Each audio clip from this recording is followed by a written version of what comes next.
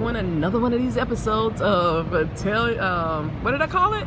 Tell your story. See, tell you guys, this is so funny to me. So we're doing another episode of Tell Your Story, and we have Brittney. Brittney, introduce yourself. Hi, I'm Brittney Braxton. I am from Chicago. Recently moved there to go to Dev Boot Camp, and now I work at Blue Cross Blue Shield as a software developer. I'm originally from Michigan.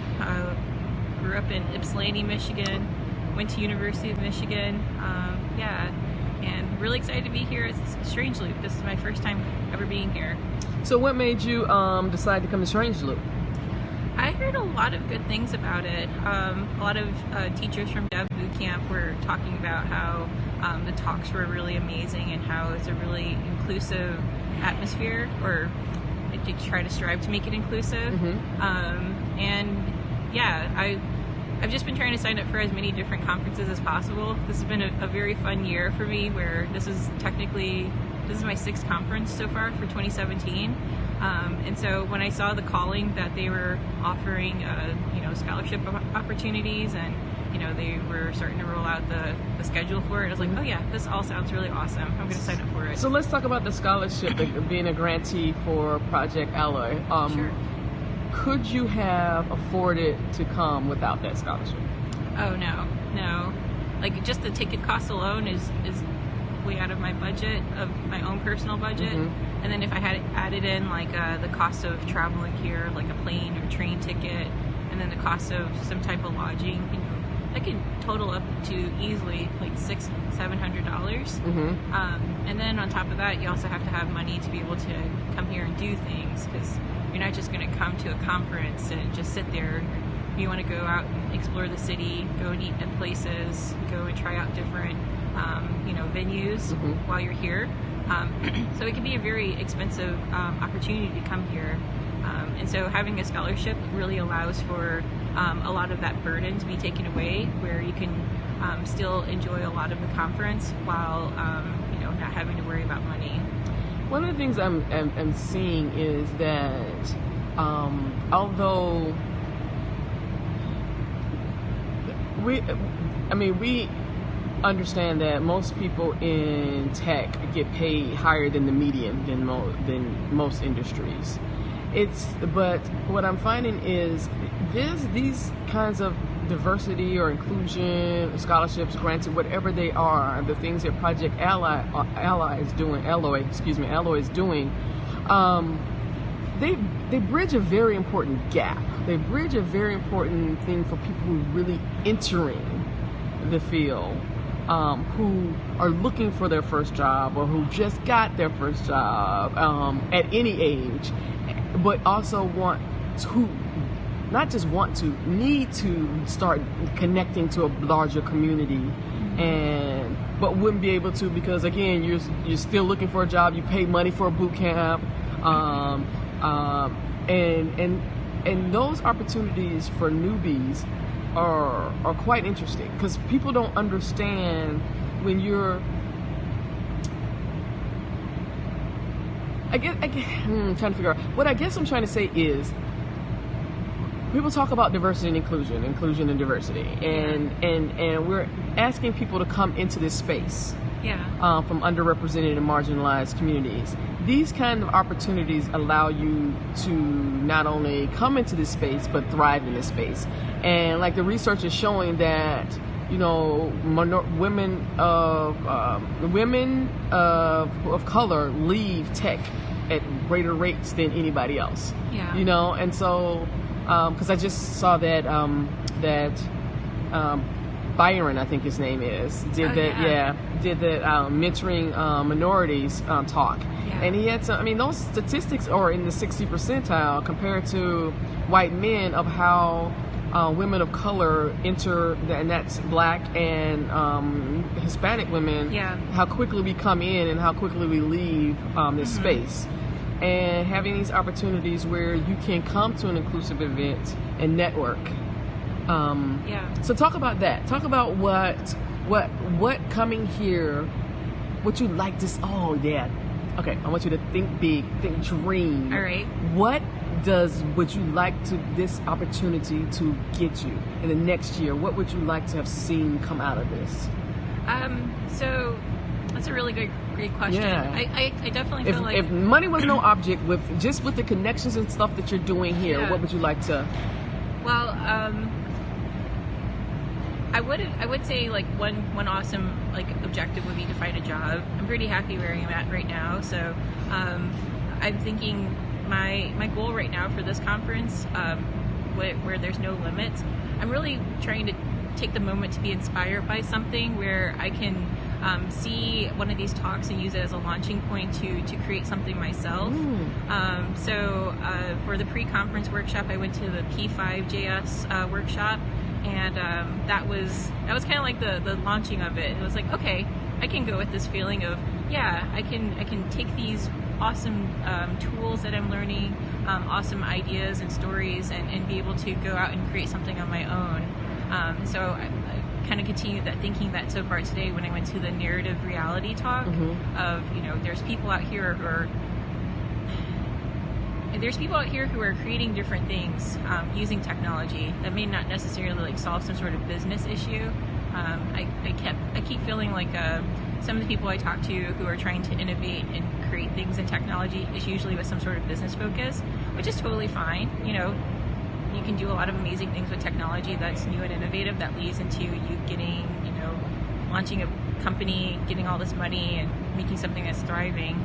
But I also like to think about like, well, what are the ways that we can be able to find expression and artistic enjoyment out of technology? And, when I was in Dev Bootcamp, I thought about that a lot, and it's really fun so far at this conference to continue that idea and see how people are taking that narrative and driving with it. Yeah. And so, I want to be able to, with no limits, come out of this conference with like an idea like that, where I can start tinkering with something new, create something that is artistic.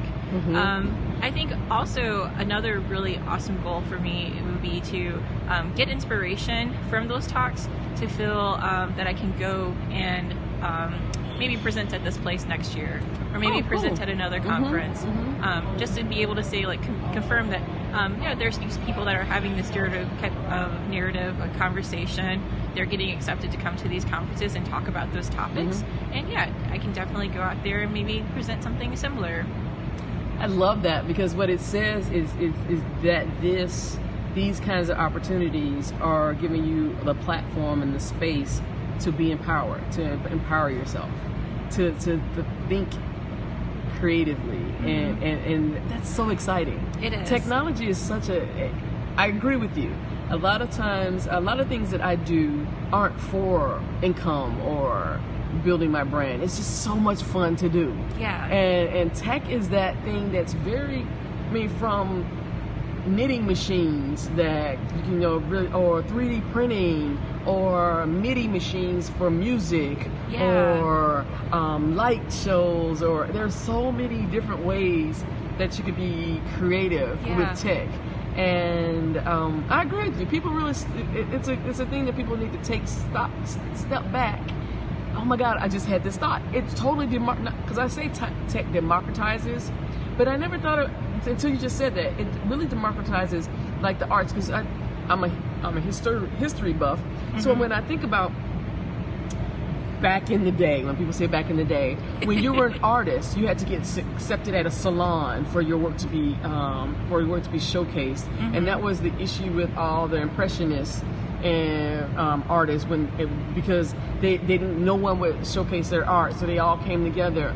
And so what this is democratizes art in a way that where music, you had to go through the labels, and you had to work a certain way, and you can just create something, put it on SoundCloud or whatever, and art is it touches people differently. It's whether people say it or not, it's a spiritual thing. It's very intangible, and to be able to create that and do it on your terms. Yeah. Wow, I never thought about that. That has definitely been empowering, because business, I mean, people enjoy it, but a lot of times business is business.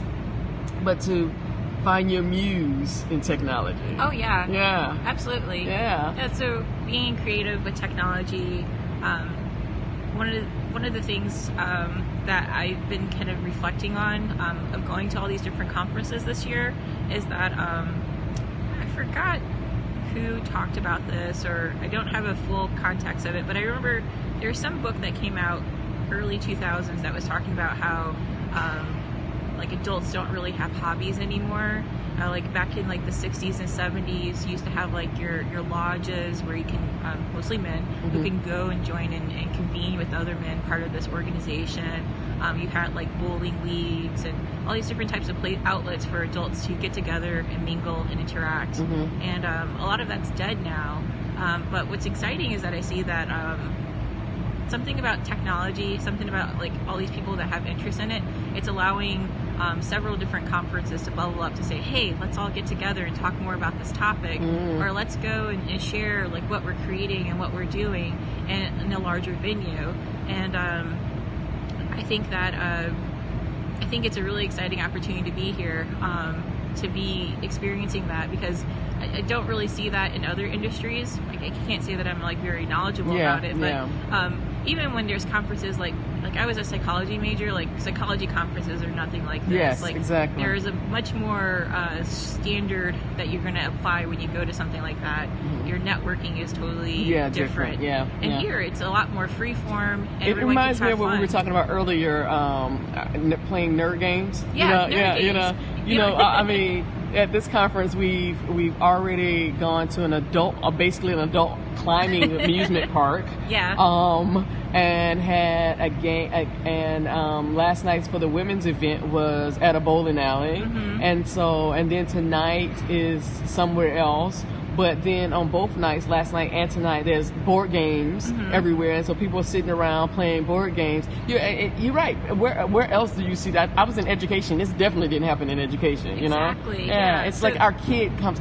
Oh, it's like our inner kid is allowed to come out in technology. Absolutely. And it allows for you to just go out there, be comfortable, be social, and get to know other people who are like you, or who may be different, but there are some surprising commonalities. I think that when it comes to circling back of like being a part of like a scholarship opportunity like Project Alloy, you're inviting, you're widening the pool of who you can invite, who can have the ability to come and enjoy that, because now, like you're saying, like money is not an issue to be able to come here. You're accepted to come and enjoy this just like anyone else. Yeah. So any final words do you have? Final words. No, I definitely encourage anyone who's watching this that is getting into tech or trying to learn how to code, like definitely make that step of going to your conference. That's really what was my launching point, to know that I felt very comfortable and I knew that this could be an industry I could get into as I went to a conference. And yeah, just go and find one, see if there's scholarship opportunities or even a volunteer opportunity, because even if you volunteer, you can go to the conference for free. And yeah, go and learn some stuff, widen that horizon of what you're trying to build and grow within technology. So what you're saying is something we call find your tribe. Find your tribe. Yeah. And the fact that they're offering scholarships only it opens the door for us for people who aren't normally in these tribes to be a part of these communities, which is a wonderful thing. Absolutely. Thank you so much, Brittney. You're welcome. Thank you. All right.